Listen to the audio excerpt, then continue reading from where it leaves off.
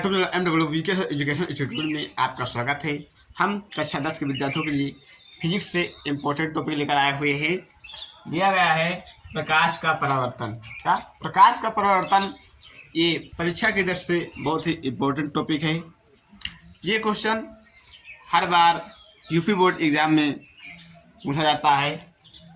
प्रकाश का परावर्तन, प्रकाश क्या होता है, प्रकाश किसे कहते हैं। जो प्रकाश हमारी आंखों को संवेदित करता है, किसी वस्तु के द्वारा प्रकाश हमारी आंखों क्या करता है, संवेदित करता है, उसे ही प्रकाश कहते हैं। प्रकाश को हम अपनी आंखों से नहीं देख सकते हैं, प्रकाश को हम अपनी आंखों से नहीं देख सकते हैं। प्रकाश किसी वस्तु द्वारा हमारी आंखों को क्या करता है, संवेदित करता है, जिससे कि हमको वस्तुएं दिखाई देती हैं। तो अब यहाँ पर कुछ टॉपिक है प्रकाश का परावर्तन। क्या प्रकाश का परावर्तन, प्रकाश का परावर्तन होता क्या है कि जब किसी पालिशदार समतल दर्पण पर प्रकाश किसी चिकनी सतह पर टकराता है तो टकराकर उसका अधिकांश भाग वापस लौट जाता है, और वापस लौटने की इस घटना को ही प्रकाश का परावर्तन कहते हैं। जैसे कि जहाँ पर एक हम दर्पण ले रहे हैं, क्या है, ये एक दर्पण है। क्या है, ये एक दर्पण है। इसको हम एक तरफ से पॉलिश कर देते हैं, इसको हम इस तरफ से पॉलिश कर दिया है।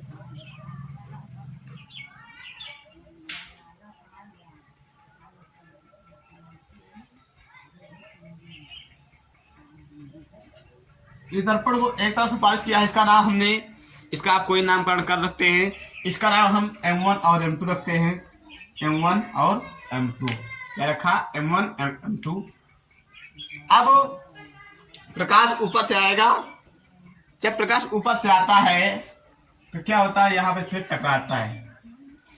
जब जहां से टकराता है तो क्या करता है, परावर्तित हो जाता है, सीधे इस डायरेक्शन चला जाता है, चला गया।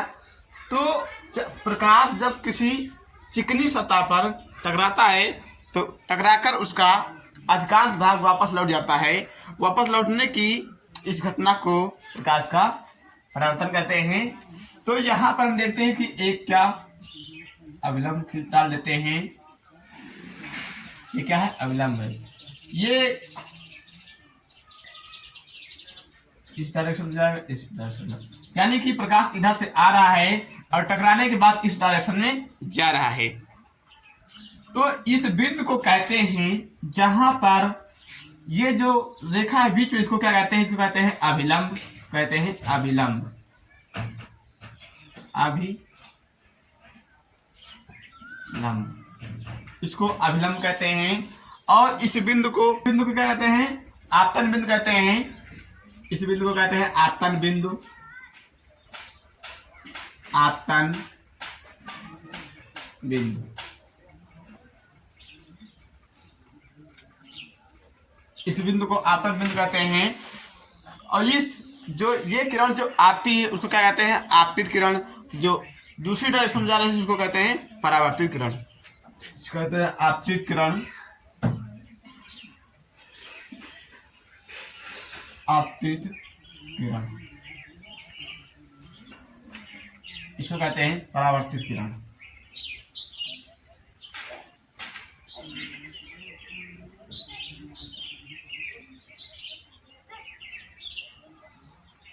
आपतित किरण आती है, परावर्तित किरण जो रिफ्लेक्शन हो जाते हैं, यानी टकरा कर किसी चिकनी सतह पर टकरा कर जो कि परावर्तित हो जाती है।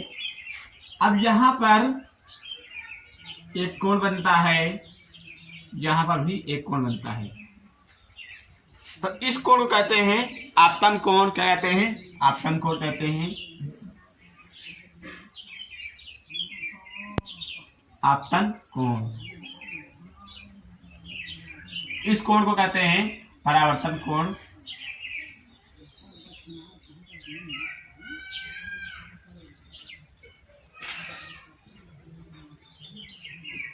इसका आप इसका कोई नामकरण दे सकते हैं, पी दे दीजिए, इसका क्यू नाम रख दीजिए, यहाँ पर इसका नाम ओ रख दीजिए।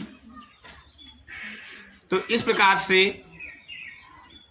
जो प्रकाश का परावर्तन है, आप इसकी डिफिनेशन यहीं से बना सकते हैं कि जब किसी चिकनी सतह पर प्रकाश टकराता है तो टकराकर उसका अधिकांश भाग वापस लौट जाता है, यानी दूसरी डायरेक्शन में चला जाता है, उसे ही प्रकाश का परावर्तन कहते हैं। तो अब हम यहाँ पर इसकी डिफिनेशन यहाँ से डिफाइन करेंगे। जब किसी चिकनी सतह पर लिखेंगे डिफिनेशन, जब प्रकाश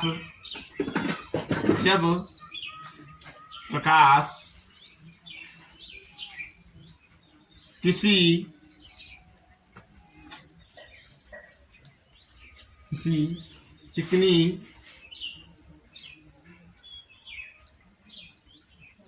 चिकनी सतह से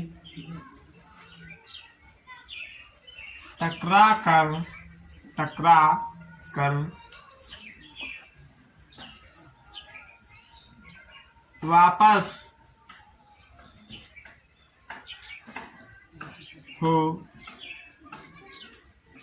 हो जाता है तो उसे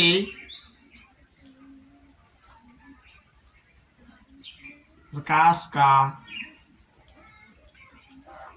परावर्तन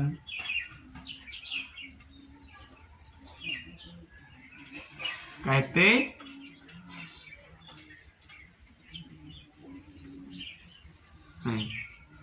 क्या कहते हैं? प्रकाश का परावर्तन कहते हैं।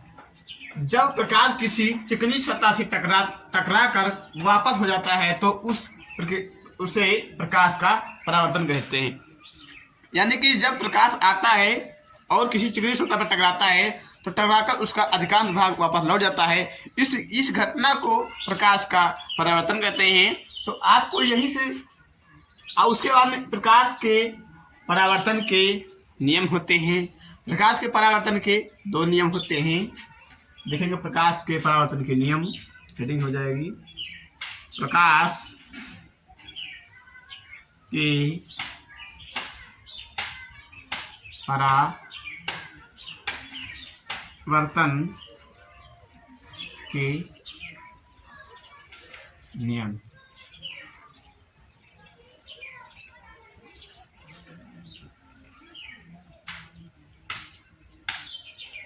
अब प्रकाश के परावर्तन के नियम हम देख लेते हैं।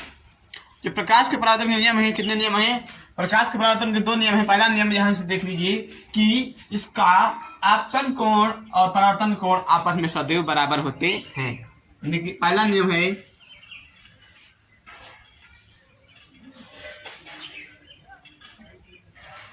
आपतन कोण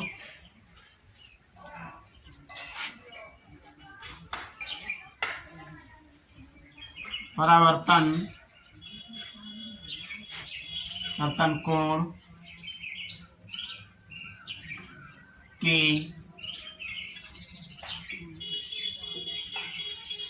बराबर होता है। दूसरा नियम है आपतित किरण और परावर्तित किरण तथा अभिलंब तीनों एक ही तल में होते हैं। यहाँ पर देखिए आपतित किरण यहाँ पर, परावर्तित किरण यहाँ पर, फिर अभिलंब तीनों एक ही तल में होते हैं। दूसरा नियम ये हो जाएगा कि आपतित किरण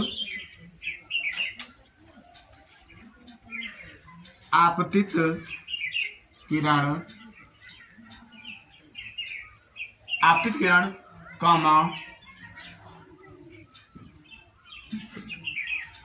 परावर्तित किरण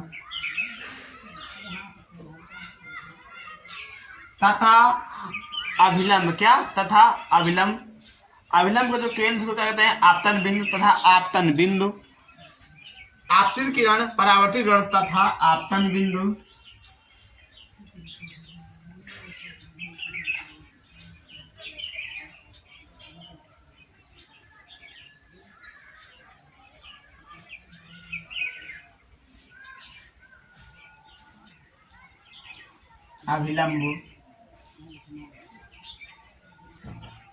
अभिलंब तीनों एक ही तल में होते हैं। अभिलंब